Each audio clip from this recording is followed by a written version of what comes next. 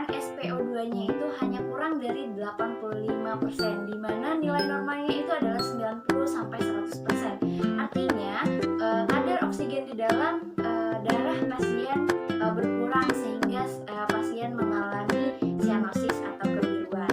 Kemudian yang kedua adalah pengkajian GCS atau Glasgow Coma Scale, di mana ini harus nilai normalnya adalah 15 atau kompas kritis itu sadar. Namun pada kasus ini klien hanya akan merespon apabila diberi rangsangan.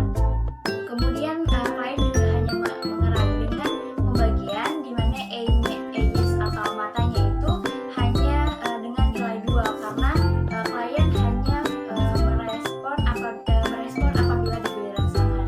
Seperti apabila kita memanggil namanya Pak, klien hanya akan merespon apabila diberi rangsangan. Kemudian untuk verbalnya juga klien hanya mengarang sehingga nilainya itu 2. Kemudian untuk motoriknya klien mendapatkan nilai 5 karena klien hanya merespon karena ketika diberi rangsangan, seperti rangsangan sakit, nyeri, seperti itu. Kemudian yaitu adalah lanjut ke tindakan keperawatan. Tindakan keperawatan yang dilakukan dalam hal ini adalah kita kaji setelah tadi kaji GCS-nya, kemudian kaji TTV-nya, kita kaji abdomennya. Di bagian abdomen pada klien terlihat bahwa ada memar. Artinya memarnya itu harus kita periksa dulu. Tahapan pada pemeriksaan abdomen yang pertama adalah inspeksi.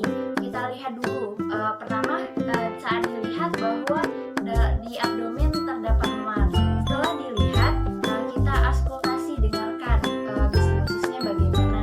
Kemudian diperkusi diketuk, ada tidaknya seperti hipertonium. Kemudian setelah diketuk, kita harus palpasi, ada tidak kekakuan pada abdomennya. Setelah kita tahu bahwa di abdomennya itu ada memar, berarti yang harus kita lakukan itu adalah melakukan tindakan kompres dingin pada bagian yang memar. Kita melakukan kompres dingin, kita bisa lakukan kompres hangat untuk memperlancar peredaran darah.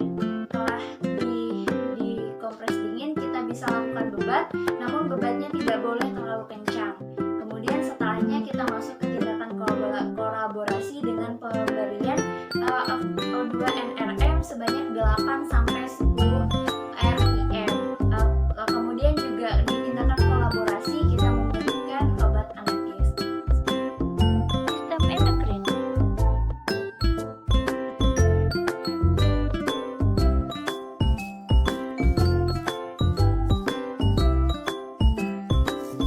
Kasus kedua adalah kasus dengan sistem endokrin, di mana pada kasus ini pasien itu sadar sehingga data subjektifnya dapat dimasukkan ke data kita kaji. Yang pertama adalah kita mengelompokkan data menjadi objektif dan subjektif. Data subjektif yang dapat kita ambil dari pasien ini adalah bahwa pasien itu berumur 57 tahun, berjenis kelamin laki-laki, kemudian mempunyai keluhan seperti lemas, sering kencing, kemudiannya nafasnya cepat, dan kemudian untuk data objektifnya adalah klien mengalami penurunan kesadaran, kemudiannya respiratory rate-nya itu 32 kali per menit, di mana suara nafasnya itu kusmaul, di mana sebenarnya kusmaul ini adalah salah satu hiperventilasi karena pernafasannya itu dalam dengan frekuensi lebih kecil. Kemudian nilai gula darahnya itu 420 mg per desiliter, di mana pada pasien ini juga diperoleh nilai dari laboratoriumnya seperti keton 0,9, di mana keton ini normalnya itu kurang dari 0,6. Kemudian ada pH darahnya itu 7,1. 7,1 ini merupakan angka bahwa klien itu mengalami asidosis metabolik, karena untuk nilai normalnya itu adalah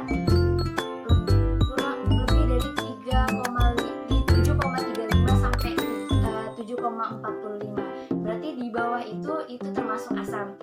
Kemudian dalam kasus ini kita dapat melakukan observasi seperti tanda-tanda vitalnya.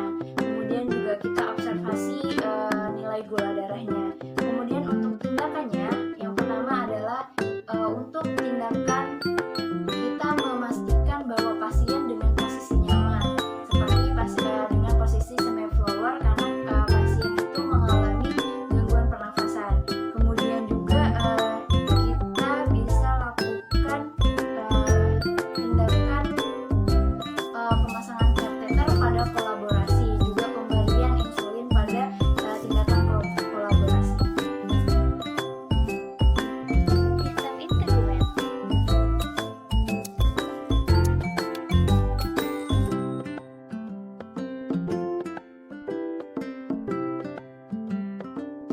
Ketiga yaitu kasus pada sistem integumen, di mana pada kasus ini pasien mengalami luka bakar.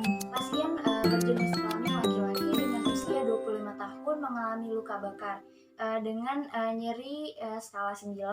Kemudian di sini yang pertama adalah yang dapat kita kaji adalah untuk yang kita kaji yang pertama adalah kaji TTV-nya, kemudian tanda-tanda vital yang setelah dikaji kita mengkaji skala nyerinya.